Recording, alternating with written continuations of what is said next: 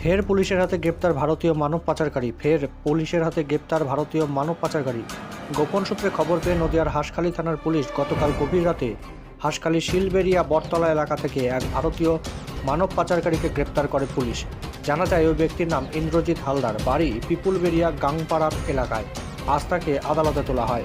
জানা যায় ওই ব্যক্তি ক্রস বর্ডার কাজের সাথে যুক্ত ছিল। আর একবার জানায়, ফের পুলিশের হাতে গ্রেপ্তার ভারতীয় মানব পাচারকারী। গোপন সূত্রে খবর পেয়ে নদিয়ার হাঁসখালী থানার পুলিশ গতকাল গভীর রাতে হাঁসখালীর শিলবেরিয়া বটতলা এলাকা থেকে এক ভারতীয় মানব পাচারকারীকে গ্রেপ্তার করে পুলিশ। জানা যায় ওই ব্যক্তির নাম ইন্দ্রজিৎ হালদার, বাড়ি পিপুলবেরিয়া গাংপাড়া এলাকায়।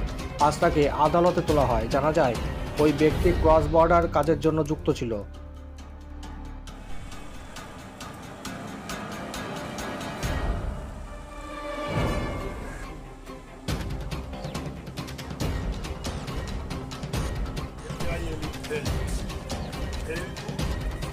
El